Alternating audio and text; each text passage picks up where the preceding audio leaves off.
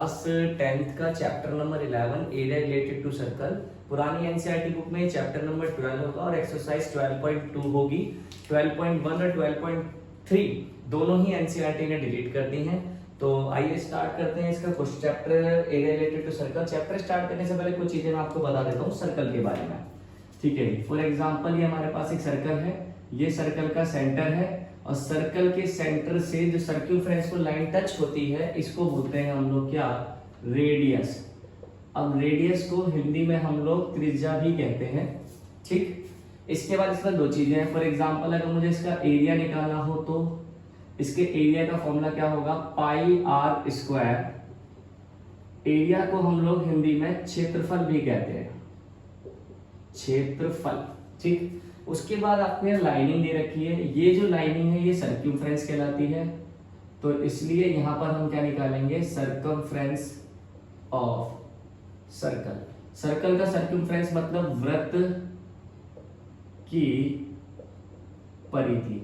अब वृत्त की परिधि कितनी होती है, 2 पाई आर। इसी के बेसिस पर एक और चीज तैयार कर लेगा, क्या, अब जब मैं एरिया रिलेटेड टू सर्कल ही निकालना है तो आइए कुछ चीजें और जान लेते हैं। फॉर एग्जांपल ये सर्कल का सेंटर और ये गई यहां से रेडियस।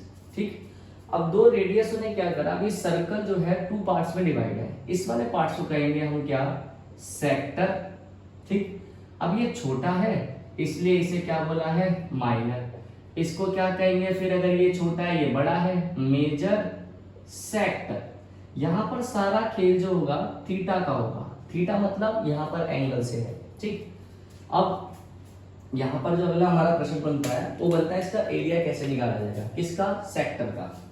तो area of sector is equal to theta upon 360 pi r square.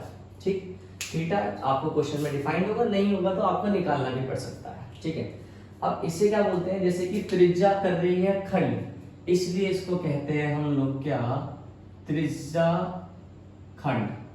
अब यहाँ छोटा है, छोटा मतलब लघु, तो लघु त्रिज्या खंड। और अगर बड़ा है तो क्या बोलेंगे, दीर्घ त्रिज्या खंड। अब एरिया ऑफ सेक्टर को बोलेंगे हम हिंदी में क्या, त्रिज्या खंड का क्षेत्रफल।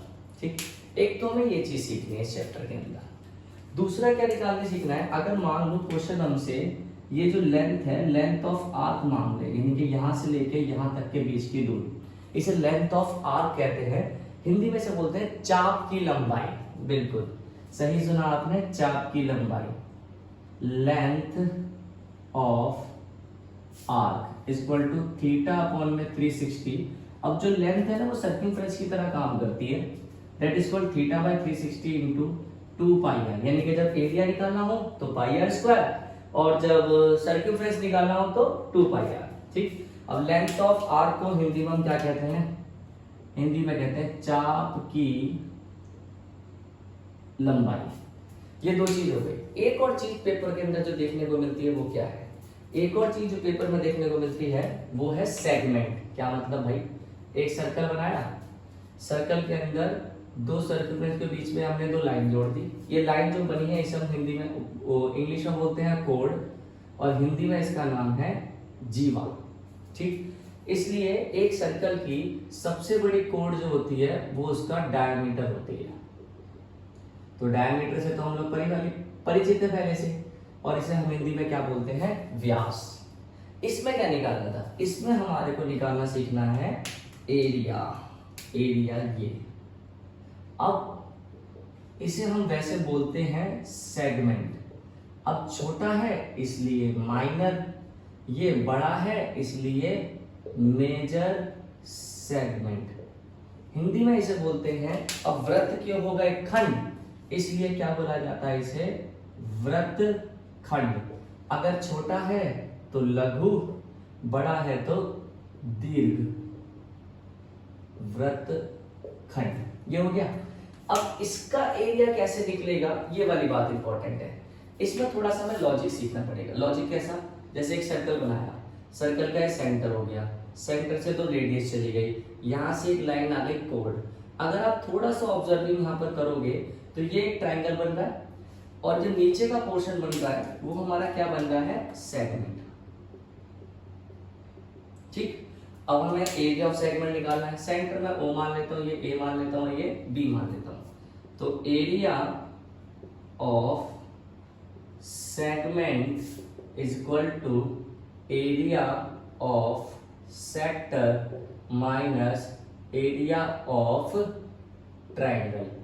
अब ट्रायंगल इस बात पे डिपेंड करता है कि ट्रायंगल कौन सा है। अगर मान लो यहाँ पर थीटा आ जाता है 90 डिग्री, तो एरिया ऑफ ट्रायंगल क्या लगेगा, तब एरिया ऑफ ट्रायंगल जो लगेगा वो होगा 1/2 बेस इनटू हाइट। ठीक, और यही अगर ये थीटा कितना हो जाता है, 60 डिग्री हो जाता है, ये दोनों साइडें बराबर होंगी तो ये दोनों एंगल ही बराबर होंगे, तब एरिया ऑफ ट्रायंगल क्या निकलेगा, एरिया ऑफ ट्रायंगल हमारा बनेगा √3/4 साइड स्क्वायर।